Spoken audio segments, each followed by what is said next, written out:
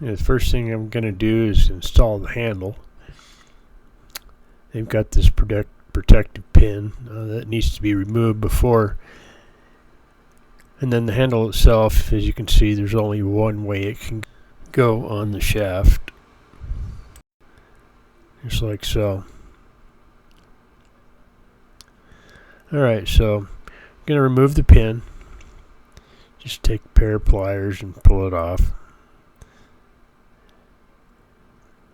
And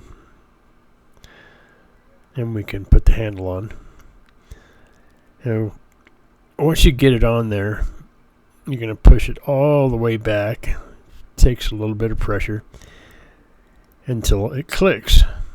And once it does click, you cannot remove the handle any longer. Now, this comes with a telescoping handle, so you can pull it out or push it in